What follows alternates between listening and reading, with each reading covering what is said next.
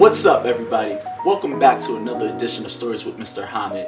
Thank you so much for joining me here in my home. It's always a pleasure to have you here listening to me talk about books. Now, at the time of filming of this episode, it has been my most difficult week of the pandemic. It's the same week as the Jacob Blake shooting. It's the same week as the anniversary on the March on Washington with Dr. King. It's the same week as the Black Panther's death. Yes, Chadwick Boseman at age 43 fighting colon cancer. Man, I never cried over an actor, but I was crying over him. And it's also the same week as the anniversary of Emmett Till's death. And I wasn't going to do this book, but going through 2020 and studying history during that time to get my classes up and running in the fall, what I realized is that other than the date, nothing has really changed. And it left me devastated to think about that. And when I wanted to put it in context to have this conversation, I could only think about one book to use, and that's Ghost Boys by Jewell Parker Rhodes. Now, the reason why I wanted to put it into context through a book, this conversation, is because I didn't want anyone to think that I was being too emotional.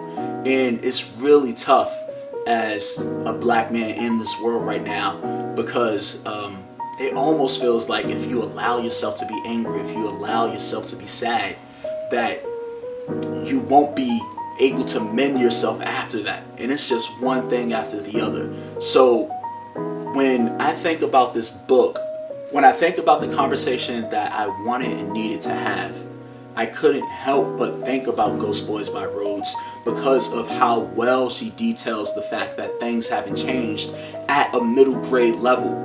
Now, the fact that this is a story about a young black boy, 12 years old, named Jerome, who is killed while playing with a toy gun in the park, it just makes you think about a whole bunch of things. You know, I'm immediately thinking about Tamir Rice and how that happened to him.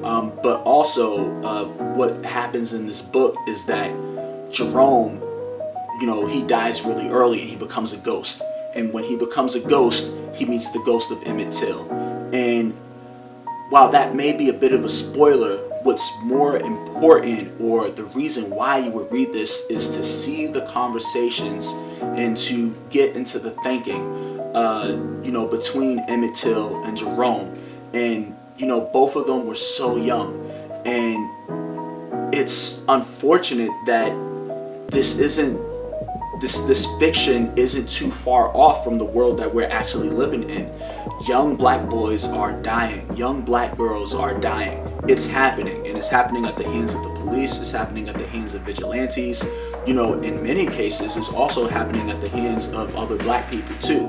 But what we want to focus on specifically is our country and the systems that are in place that are supposed to protect us, but are instead brutalizing us.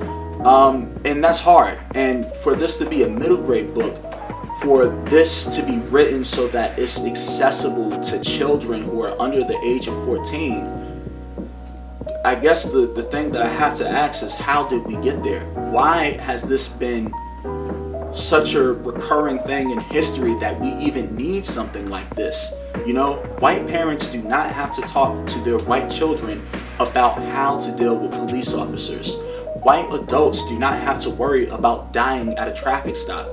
But black parents, when we talk to black children, and I'm not a parent, but I talk to my students, and I've read the research and stuff, and I've sat in on those conversations, is that it's extremely difficult. And by doing so, we unintentionally rob our children of their childhood by removing their innocence, by pointing out to them that their skin, the color of their skin, makes them guilty and dangerous in the eyes of people that are supposed to protect them. And it's not everyone. It's not everyone. But it's enough of them that we have many, many cases in the news to really go over this. Now, what's also really interesting about this book is that as you go through it, Jerome does his best to do what he can to leave the world in a better place. So as a ghost, he's like trying to converse with people and trying to alter things so that his city can move forward and so that they can do better. And it's just so hard that a child, a dead child in this case, but you know, it's the same. You get those hashtags, you get those stories, and they bear the burden of having to do that work. And man, I'm tired. All right. So outside of just being hurt, outside of getting people to cry when you read this in class, because even though this is designed for middle grade, it is written in a very simplistic way that gets right to the feelings, right to the emotions, that anyone can read and get something out of, with the idea of getting them to empathize and wanting to act towards change. And that's what I love so much about this book, is that it gets you right in the heart, it gets you right in the feels, and it doesn't stop there. It doesn't stop at identifying. It moves forward to get you towards actionable steps. And it has a study guide in the back as well. So you could definitely use that as a platform to start the conversation. But if you were going to teach this, the obvious thing that you have to do is teach the story of Emmett Till. We have to look at that, and you should really access the Jet magazine article where they cover the funeral. And as Dave Chappelle put it, Emmett Till's mom was such a G that even though Emmett Till was disfigured and so badly beaten that he was unrecognizable, she chose to hold an open casket because she wanted the world to see what racism and white supremacy was capable of and what it has been doing for years in our country. And that is what sparked change, right? That's what actually got the civil rights movement moving even further forward, because that hurt. When people saw that, you couldn't look away. You couldn't help but recognize that there was a problem and that we needed to do something. The second thing that you would do, because we're talking about seeing, believing, and needing, is that you gotta cover Bloody Sunday with Martin Luther King and those who marched with him on that bridge. Like, the fact that that stuff was happening during protests. You know, now we get fed up with protests when there are counter protests and you know, they become violent sometimes. But Bloody Sunday, like, the police really came out with the intent of harming those people, not to protect. And it wasn't until white America saw that, along with the stuff with Emmett Till, that they decided to move even further with civil rights acts. So using these two instances in history, what it really builds itself is that you can ask the students how much has changed. And if things haven't changed, why not? If we want things to change, what do we have to do? What are those things that we should push for so that this doesn't have to happen again? So that we won't be adding to the list of names of people, of black and brown people, of BIPOCs that have been brutalized and lost their bodies in the process of simply living.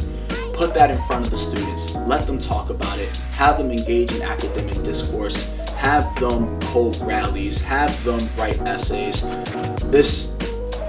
We need to have these conversations, and this makes both literature and history feel so real and so applicable to their daily lives that you cannot pass this up. This is something, this should be in a number of classrooms across the nation right now. Get rid of How to Kill a Mockingbird, get rid of the Shakespeare, get rid of the Mice and Men, put that stuff aside. This is important right now.